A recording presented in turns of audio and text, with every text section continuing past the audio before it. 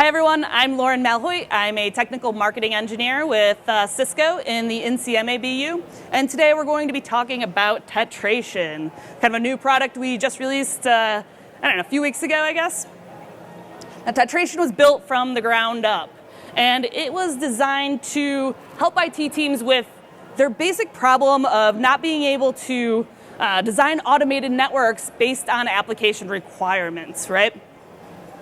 Now, the issue is that even though we have these new SDN solutions that do a great job of helping us deploy applications, if we don't know what those applications look like, or what dependencies they have, or even how many we have within our data center, then it's going to be really hard to design properly these automated networks. So some people will actually mimic what they're doing in their traditional networks, and you still get some automation, you still get some benefits, but you're not getting the full potential, right? Things like microsegmentation and automation. So, where was I? So Cisco thought ahead on this, and we figured this is going to be a problem. Pretty much everyone has this problem, application dependencies, whatever. We hired a bunch of smart people to solve this issue, and what they did was something even bigger. But before we get into all that, let's talk a little bit more about application dependency mapping. It's not a new concept. Cisco did not invent ADM, we know that. But the way we're currently doing ADM is maybe you hire a services organization and they tell you it's going to be $500,000 to $1 million. They give you an SOW for 6 to 12 months of work, and at the end of that, they hand you over some static documentation that says, here's what my network looked like 6 months ago. So it's no longer relevant, really.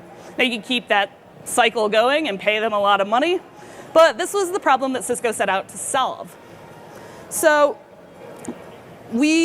what we did was we went to the network first. We wanted to know where this data came from, and we created network sensors within our new ASICs on the Nexus 9000 series switches. Right, we can get a lot of information from our networks, right?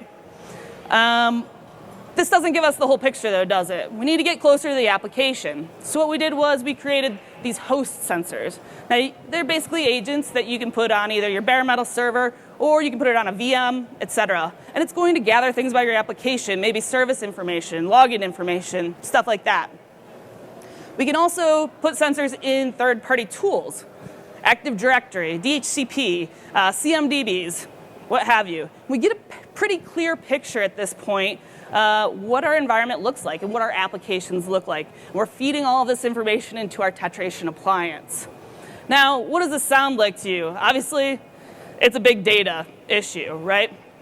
And the problem is we didn't really have the ability to do this before. That's why this is the only product that exists that can do all of these things.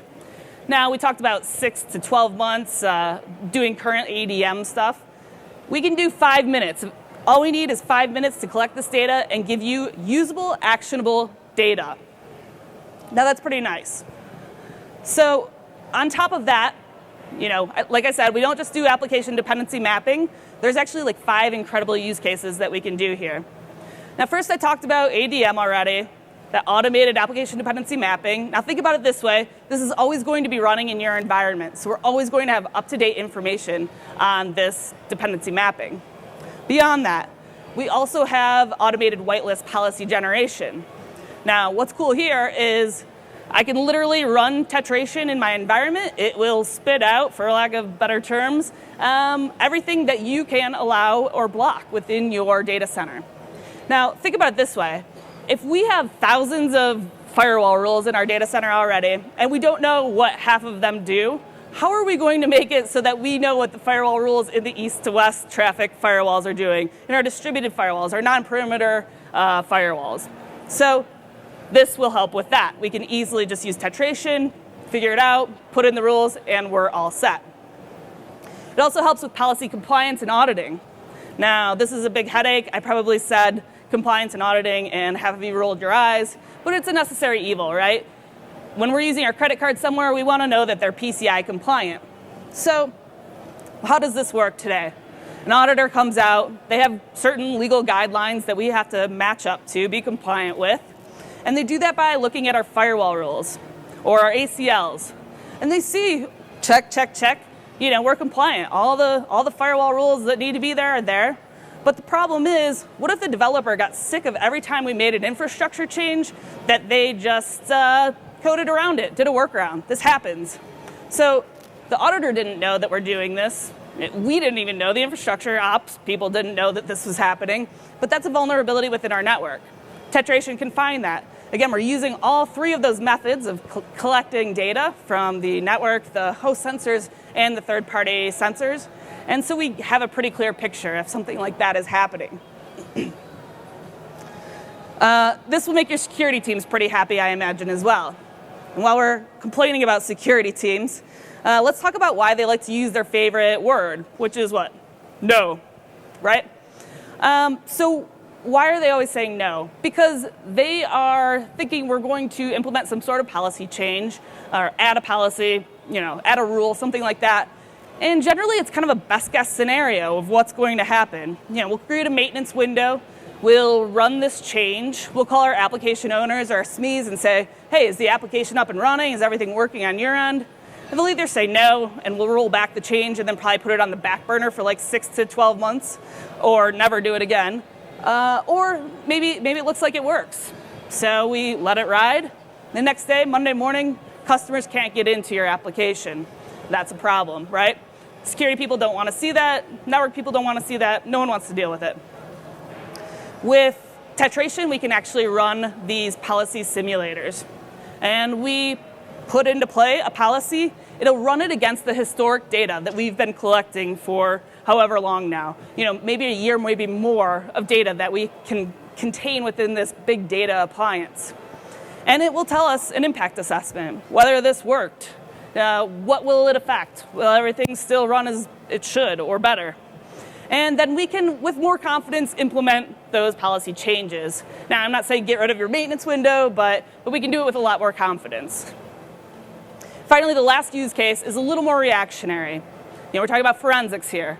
So someone's already broken into your data center somehow, internally, externally, they've broken in.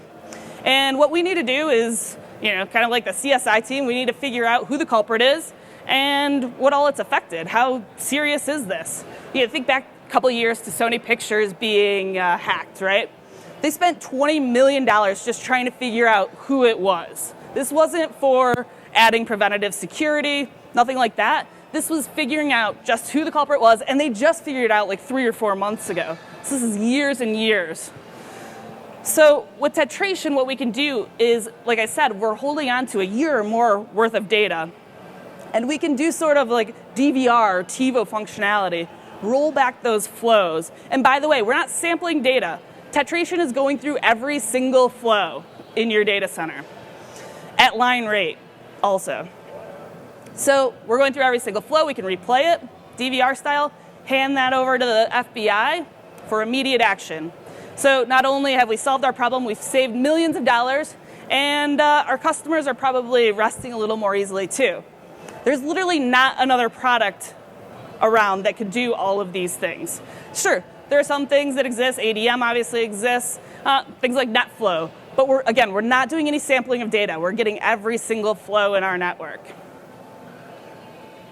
Now I'm just going to go through this really quick. I want to talk about Tetration, ACI, and Clicker, what is now Cloud Center altogether. Excuse me. So you don't have to use all of these together. In fact, you can use each one of them separately. To have Tetration, you don't have to have ACI.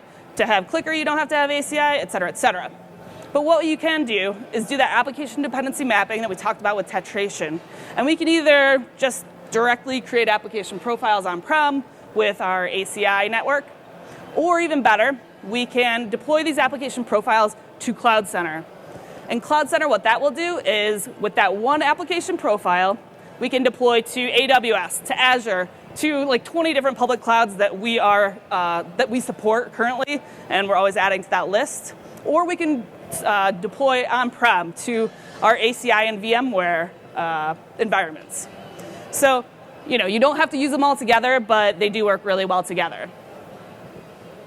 And just, a corny closing quote, because apparently I'm in marketing. Tetration Analytics revolutionizes how we could start doing our data center management across every domain. Fault performance, configuration, change management, predictive analytics. This is visibility we have never had before. And another marketing slide, I won't talk about it, I'll just let you look at it. And thanks so much.